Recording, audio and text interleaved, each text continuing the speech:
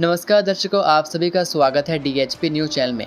मैं हूं आपके साथ रोहित शर्मा और हिमाचल प्रदेश के आज की बड़ी खबरें और मुख्य समाचार आपको बताएंगे। यदि आपने अभी तक डीएचपी न्यूज़ चैनल को सब्सक्राइब नहीं किया है तो कृपया चैनल को सब्सक्राइब करके बेल के आइकन को भी क्लिक कीजिए, जिससे आपको हिमाचल प्रदेश की बड़ी खबरें रोज़ाना मिलती रहें। चलिए जानते हैं आज के मुख्य समाचार।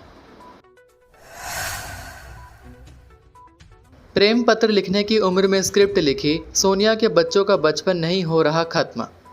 हिमाचल प्रदेश के मंडी संसदीय क्षेत्र की भाजपा सांसद कंगना रणौत ने कांग्रेस पर जोरदार हमला बोलते हुए कहा कि जिस उम्र में लड़कियां प्रेम पत्र लिखती हैं उस उम्र में उन्होंने फिल्म इंडस्ट्री में स्क्रिप्टें लिखी। कंगना ने कहा कि उन्हें कभी अपना बचपन जीने का सही अवसर नहीं मिला, जबकि सोनिया गांधी के बच्चों का बचपन तो बुढ़ापे में भी खत्म नहीं हो रहा है। सोमवार को मंडी जिले के गोहर उपमंडल के खेड़ में आयोजित जिला स्तरीय नलवाड़ मेले के समापन पर मीडिया से बातचीत करते हुए कंगना ने कहा कि महज 15 साल की उम्र में उन्होंने फिल्म इंडस्ट्री में कदम रखा और तब से स्क्रिप्टें लिख रही हैं, जबकि इस उम्र की लड़कियां प्रेम पत्र लिखती हैं। उन्होंने कांग्रेस पर आरोप लगाते हुए कहा कि कांग्रेस की जितनी भी सरकारें हैं वे विकास का पैसा सोनिया गांधी के दरबार तक पहुँचाने का काम करती हैं। यह केवल हिमाचल प्रदेश तक सीमित नहीं बल्कि पूरे देश की कहानी है।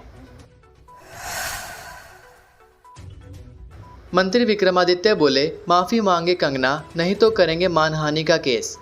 भाजपा सांसद कंगना रणौत पर पलटवार करते हुए लोक निर्माण मंत्री विक्रमादित्य सिंह ने कहा कि या तो कंगना साबित करे कि प्रदेश सरकार की ओर से सोनिया गांधी को पैसा दिया जा रहा है, अन्यथा उनके खिलाफ मानहानि का मुकदमा किया जाएगा। उन्होंने कहा कि सेंसर बोर्ड ने कंगना के फिल्म को बैन किया हुआ है। इसका दुख कम करने सांसद आजकल हिमाचल आई हैं। कंगना का बयान दर्शाता है कि वह मानसिक दिवालियापन की शिकार हैं। कंगना ज़्यादा शिक्षित नहीं है, इसलिए वह बार बार ऐसे बयान देती रही हैं। सोमवार को प्रदेश कांग्रेस मुख्यालय राजीव भवन शिमला में मीडिया से बातचीत में लोक निर्माण मंत्री विक्रमादित्य सिंह ने कहा कि कंगना या तो इसके प्रमाण दें, ऐसा नहीं किया गया तो सोनिया गांधी की छवि खराब करने के लिए मानहानि को तैयार रहें। विक्रमादित्य सिंह ने कहा कि इससे मूर्खतापूर्ण कोई बयान नहीं हो सकता है। केंद्र से जो बजट मिलता है उसका खर्च लाइन ऑफ क्रेडिट के आधार पर होता है। उन्होंने कंगना को चैलेंज किया कि कंगना 1 रुपये की हेराफेरी साबित करके दिखाएं।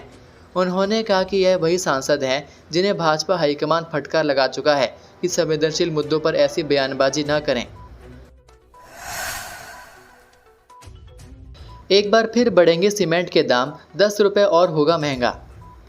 हिमाचल में सीमेंट एक बार फिर 10 रुपये महंगा हो रहा है। अभी लोग सीमेंट के बड़े 25 रुपये के दाम से उभर नहीं पाए थे कि सीमेंट कंपनियों ने सीमेंट 10 रुपये प्रति बैग और महंगा करने की तैयारी कर ली है। इसको लेकर कंपनियों ने अपने डीलरों को मैसेज भी कर दिए हैं। पिछले 1 महीने में सीमेंट के तीसरी बार दाम बढ़ाए जाएंगे। इससे पूर्व प्रदेश में 8 सितंबर को ही सीमेंट के 15 रुपये प्रति बैग दाम बढ़ाए गए थे। हैरानी की बात यह है कि सरकार भी सीमेंट कंपनियों की इस मनमानी को रोकने में नाकाम रही है। 23 अगस्त को प्रदेश में सीमेंट का रेट 10 रुपये बढ़ गया था। हालांकि उसी दिन ही सीमेंट कंपनियों ने अपने डीलरों को मैसेज के माध्यम से सूचित कर दिया कि सीमेंट के दाम 15 रुपये और बढ़ेंगे। वहीं 23 सितंबर को अब 10 रुपये दाम बढ़ाने का मैसेज डीलरों को मिल गया है। बताया जा रहा है कि 1-2 दिनों में सीमेंट फिर महंगा हो जाएगा। हालांकि अप्रैल में कंपनी ने सोलन सहित बॉर्डर एरिया में सीमेंट के रेट को कम किया था, लेकिन इस बार बढ़ाए गए दामों से उस राहत को भी छीन लिया गया है। हिमाचल में सड़क पेयजल समेत 70 योजनाओं के टेंडर रद्द। हिमाचल प्रदेश में विभिन्न विभागों की करीब 70 योजनाओं के टेंडर रद्द किए गए हैं। निविदा की राशि का सही आंकलन नहीं करने पर अलग अलग विभागों ने इस संबंध में फैसले लिए हैं, तो कुछ मामलों में दस्तावेजों के पूरा न होने और अकेले बोलीदाता के आने पर भी इन्हें रद्द किया गया है। राज्य सरकार की सख्ती के बाद सभी प्रशासनिक सचिवों ने विभागाध्यक्षों को निर्देश जारी किए हैं कि विभिन्न योजनाओं के टेंडर लगाते वक्त इस बात का ध्यान रखा जाए कि फिजूल खर्ची ना हो, अच्छी स्पर्धा करवाकर ही टेंडर लगाए जाएं। ऐसे में कई टेंडर दस्तावेजों में अनियमितताएं और अधूरापन पाए जाने पर उन्हें रद्द किया गया है। कुछ टेंडरों में दस्तावेज पूरे न होने की वजह से भी इन्हें खारिज किया गया है और औपचारिकताओं को पूरा करने के बाद इन्हें दोबारा लगाया जाएगा। शिमला और कल्पा से भी गर्म रहा केलांग, सितंबर में एम्स कांगड़ा का पारा सबसे अधिक दर्ज। हिमाचल प्रदेश में मानसून की बारिश थमते ही गर्मी के साथ उमस बढ़ने लगी है।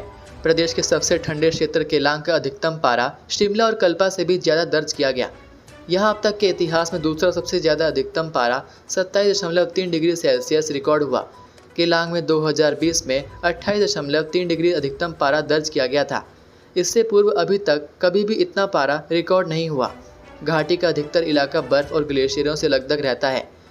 सितंबर माह में कभी कड़ाके की ठंड और कभी एकदम पारा चढ़ने को भी विशेषज्ञ ग्लोबल वार्मिंग मान रहे हैं।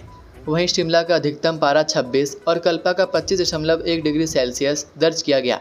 प्रदेश में दिन में ही नहीं, रात को भी न्यूनतम पारा चढ़ने लगा है। देहरा गोपीपुर में शनिवार रात का पारा 26, पांवटा का 25 डिग्री सेल्सियस रिकॉर्ड किया गया। यहां रात को भी उमस बढ़ गई है। ऊना में सबसे ज़्यादा 36.2 डिग्री और बिलासपुर में 35.1 डिग्री सेल्सियस अधिकतम तापमान रहा। 667 मीटर लंबी कंडाघाट टनल के दिसंबर में मिल जाएंगे दोनों छोर। परमाणु शिमला 4 लेन पर कंडाघाट में निर्माणाधीन टनल के दोनों छोर दिसंबर में मिल जाएंगे। इसके बाद टनल में फिनिशिंग शुरू होगी। काम पूरा होने के बाद अगले वर्ष जुलाई में टनल से वाहन गुजरना शुरू हो जाएंगे। इसके लिए कंपनी तेजी से काम कर रही है।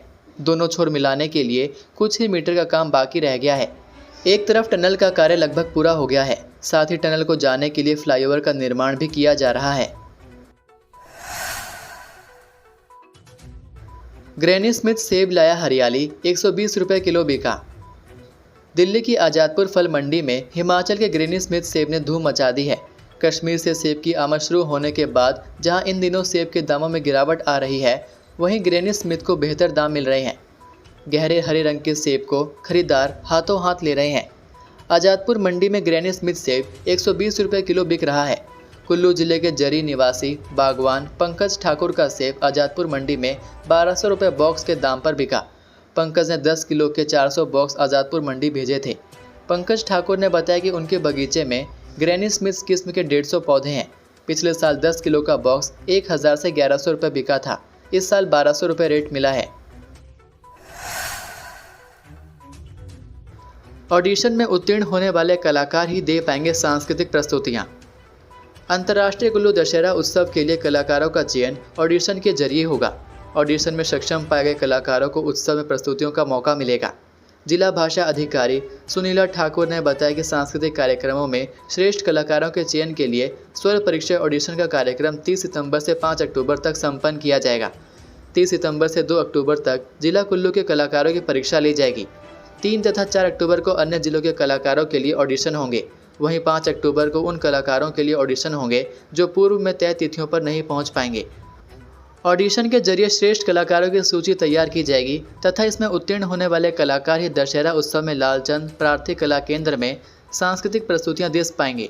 उन्होंने बताया कि पूर्व में दशहरा कमेटी अध्यक्ष की अध्यक्षता में हुई बैठक में ऑडिशन का निर्णय लिया गया था। 5 दिनों में भरा टनल के ऊपर बना गड्ढा, अंदर टनल को नहीं हुआ कोई नुकसान।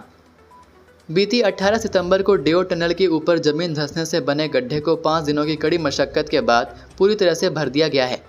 प्रारंभिक जांच में राहत भरी बात यह सामने आई है कि जमीन धंसने से टनल को किसी तरह का कोई नुकसान नहीं हुआ है।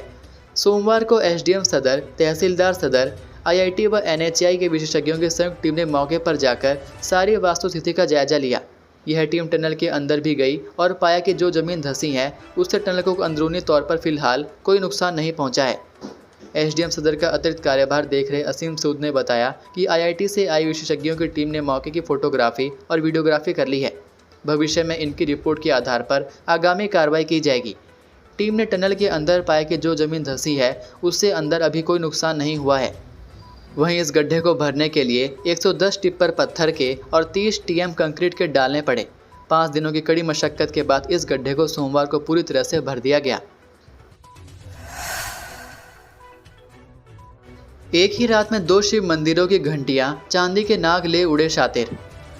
हमीरपुर की ग्राम पंचायत बाहनवी तथा लुद्दर महादेव पंचायत के 3 मंदिरों में शातिरों ने चोरी की वारदात को अंजाम दिया। 2 शिव मंदिर और 1 माता मंदिर को चोरों ने अपना निशाना बनाया। इन मंदिरों के अंदर से चोरों ने तांबे के बर्तन, दान पात्र, पीतल की ज्योति तथा घंटियां चुराई हैं। मंदिर ग्रामीण क्षेत्र से कुछ दूरी पर है। ऐसे में रात के समय चोरी की वारदात को अंजाम देने वालों का पता नहीं चल पाया। मंदिर में चोरी होने का पता रविवार सुबह चला जब लोग मंदिरों में पूजा अर्चना करने के लिए पहुंचे। मंदिरों में देखा कि अंदर से सामान गायब है। यहाँ तक कि शिवलिंग के ऊपर रखा हुआ पानी का बर्तन भी चोरी हो गए हैं। मंदिरों में चोरी की सूचना पंचायत प्रतिनिधियों के माध्यम से पुलिस को दी गई। क्षेत्र में पहुंची पुलिस ने ग्रामीणों से पूछताछ की। ग्राम पंचायत बहानवी के कल्याण मंदिर में लाइट की सुविधा नहीं है। ऐसे में चोरों ने मोबाइल की रोशनी में ही चोरी की वारदात को अंजाम दे डाला।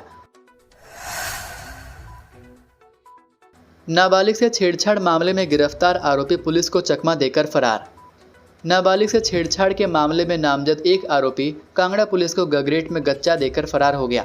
बताया जा रहा है कि कांगड़ा पुलिस आरोपी को लुधियाना से पकड़कर ला रही थी कि गगरेट में एक ढाबे के समीप आरोपी पुलिस को चकमा देकर फरार होने में कामयाब रहा।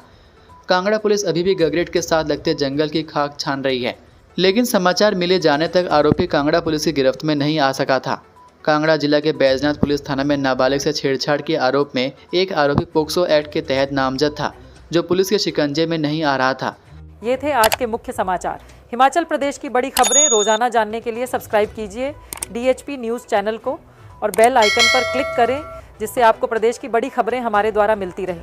वीडियो को लाइक और शेयर ज़रूर कीजिए और आप हमारी वीडियो कौन से शहर से देख रहे हैं नीचे कमेंट करके ज़रूर बताइए। वीडियो में अंत तक बने रहने के लिए आपका बहुत बहुत धन्यवाद। जय हिंद, जय भारत, जय हिमाचल।